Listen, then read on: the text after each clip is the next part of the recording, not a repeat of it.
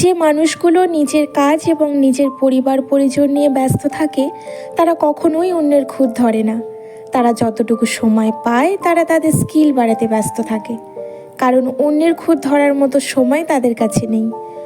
সেই মানুষগুলোই অন্যের যোগ্যতা এবং অন্যের কাজ নিয়ে প্রশ্ন তোলে, যাদের নিজস্ব কোনো স্কিল নাই, নিজস্ব কোনো যোগ্যতা নাই।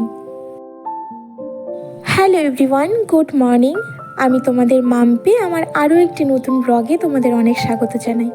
আশা করছি ঠাকুরের আশীর্বাদে তোমরা খুব ভালো আছো আর সুস্থও আছো। আজ হলো বৃহস্পতিবার। ঘড়ির কাঁটার সময় এখন সকাল 6টা। ঘুম থেকে উঠে ফ্রেশ হয়েছি, তারপরে গোপাল সোনার সেবা করতে চলে এসেছি। আজ সকালে আমার গোপাল সোনাকে চকলেট ভোগ নিবেদন করেছি। আসলে জামাই ষষ্ঠীর দিন আমার হাজব্যান্ড আমাদের বাড়িতে গিয়েছিল, আর ওখানে মা অনেকগুলো চকলেট অনেক কিছু পাঠিয়ে দিয়েছিল, তাই গোপালের জন্য চকলেটটাও তুলে রেখেছিলাম। তারপরে আসলাম ছাদ বাগানে এসে তো দেখছি প্রচুর ফুল, তাই ফুল তুলতে শুরু করে দিয়েছি। আর বৃষ্টি হয়েছে আগের দিন রাত্রিরে প্রচুর পরিমাণে, তাই গাছের পাতা পড়ে ছাদটা পুরো নোংরা হয়ে রয়েছে। দেখি পাতাগুলোকে একটু সরিয়ে দিব, নইলে পাতাগুলো না আটকে থাকবে, জল আটকে থাকতে পারে, ছাদ ড্যাম্প হয়ে যাবে। আমার বাচ্চার তো সকালে স্কুল শুরু হয়ে গেছে, তাই ও সকালবেলা উঠে ছাতু খেয়ে ফ্রেশ হয়ে স্কুলে বেরিয়ে গেছে। অনেকটা সকালেই উঠেছিলাম আজকে, ওর যেহেতু স্কুলে যাওয়া ছিল। আর এবারে ফুল তোলা হয়ে গেছে, ছাদটাকে এবার একটু ঝাড়ু দেবো বলতে শুধু পাতাগুলোকেই ঝাড়ু দিয়ে তুলে দেব। টবের মধ্যেই রেখে দেবো পাতাগুলো, তাহলে আবার পচে সার হয়ে যাবে। নিচে কোথায় ফেলবো, আবার রাস্তাতে পড়বে, নোংরা হবে, নিজেকেই আবার পরিষ্কার করতে হবে। তাই আমি যখন পাতাগুলো তুলি না বন্ধু, আমি কি করি বলো তো, হয় একটা এক্সট্রা টবের মধ্যে জড়ো করে রাখি পাতাগুলো, সেটা পচে গেলে সার হয়ে গেলে আবার গাছের গোড়ায় দিয়ে দিই, আর নইলে একদম ডিরেক্ট গাছের গোড়াতেই দিয়ে দিই, সেটা পচে আবার ওটা সার হয়ে যায়। এই বেলি ফুলগুলো আমাদের বাড়ির, আমার হাজব্যান্ড জামাই ষষ্ঠী করতে গিয়ে সেখান থেকে তুলে এনেছিল পকেটে করে। আমি আবার রেখে দিয়েছি, তাই ভাবলাম আজকে এই কাচের বোলটার মধ্যে দিয়ে দিই, জল আছে এটাতে, তাহলে পুরো ঘরে সুন্দর একটা অ্যারোমা ছড়াবে, বেশ ভালো লাগবে। তাজা ফুলের গন্ধ তো আমরা সবাই খুব পছন্দ করি, আর আমারও খুব পছন্দ।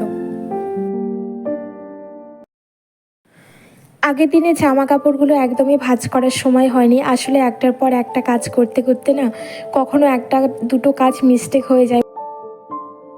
যে কোনো কাজই ফেলে রাখলে অলসতা বাড়ে, সেই কাজটা আর করতে ইচ্ছে করে না। কিন্তু এই ক্ষেত্রে কোনো উপায় নেই, কারণ কাজ করার মেম্বার শুধুমাত্র আমি আমার বাড়িতে, তাই ফেলে রাখা কাজ যখন সময় পাবো তখনই করতে হবে। আর নাইটিগুলো না যদি টান করে ভাঁজ না করা যায় একদম ভালো লাগে না পরে পরতে। আর এই দেখো কতগুলো সাবুদানা ভিজিয়ে দিচ্ছি। আসলে মা মঙ্গলচণ্ডীর যখন আমি উপবাস করেছিলাম এইটুকু সাবুদানা বেঁচেছিল, আর প্রচুর পরিমাণে পিঁপড়ে লেগে গেছিলো, তাই ভাবলাম আজকে রান্নাঘরে এনে সাবুদানাটার গতি করে ফেলবো, মানে কিছু একটা বানিয়ে খেয়ে ফেলবো। আর ভিজিয়ে দিলাম, আর এইবারে নিজের জন্য 1 কাপ চা বানিয়ে নিলাম। চলো চাটা খেয়ে নিই। মাঝখানে ডাক্তার আমাকে চা খেতে বারণ করেছিল, তাই আমি প্রায় ছেড়েই দিয়েছিলাম চা খাওয়া।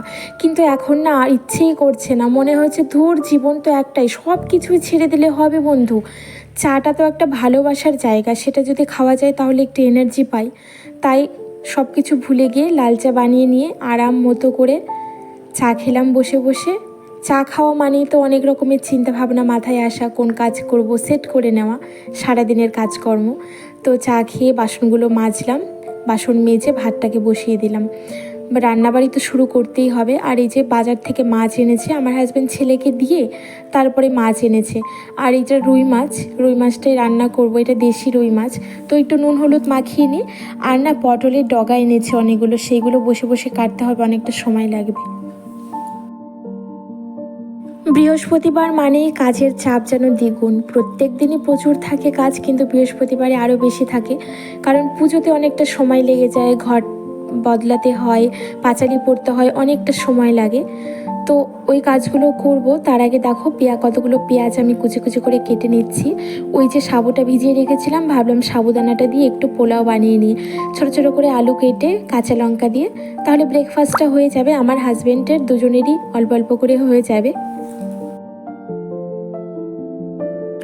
ব্যাস, পেঁয়াজ কাটা আমার কমপ্লিট হয়ে গেল। আর এইবারে নুনটা একটু বাড়ন্ত হয়ে গেছিলো ডাব্বাতে, তাই নুনের ডাব্বাতে নুনটাকে ঢেলে নিলাম।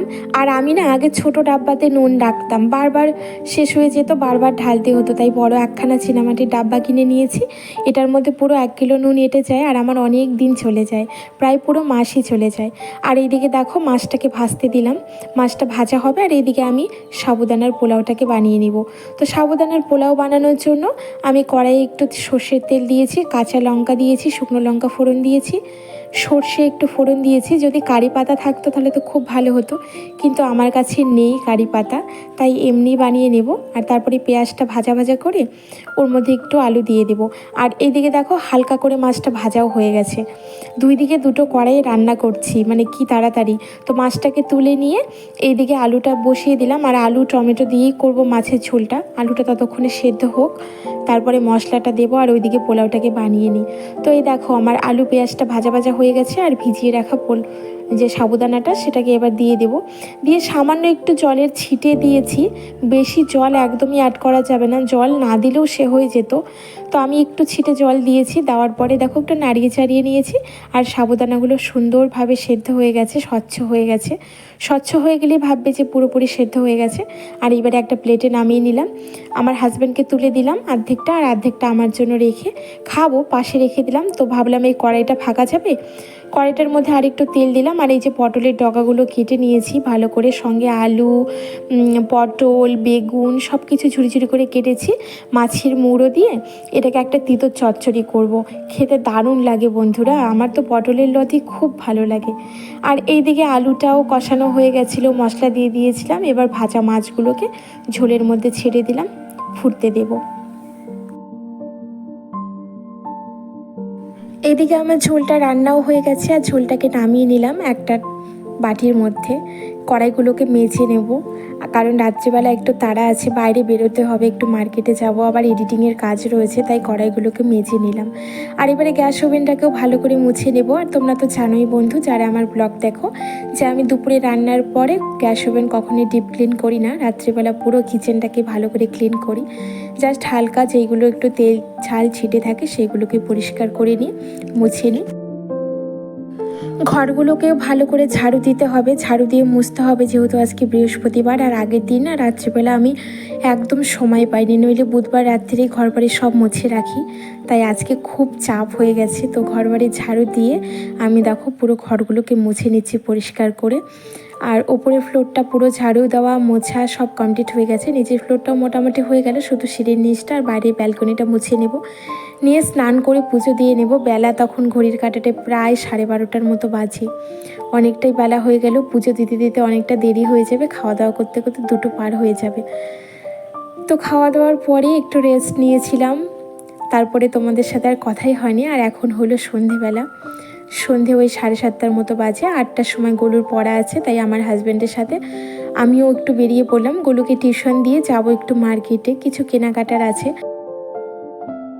কাল গলুর একটা বন্ধুর বার্থডে, ওকে বলেছে, সেই জন্য একটা গিফট আনতে যাচ্ছি, আর সঙ্গে কিছু খাবার দাবারের জিনিস নিয়ে আসবো। আজ সন্ধেবেলাটা আকাশটা পুরো মেঘলা করে এসেছে, আর হাওয়াও দিচ্ছে, খুব ভালো লাগছিল ঘুরতে, মনে হচ্ছিল যেতেই থাকি, কিন্তু তারাও ছিল বাড়ি আসতে হবে, এডিটিংয়ের কাজে বসতে হবে। তবে চলো বন্ধু, আজ আসি, কাল আবার আসবো নতুন ভিডিও নিয়ে। তোমরা ভালো থেকো।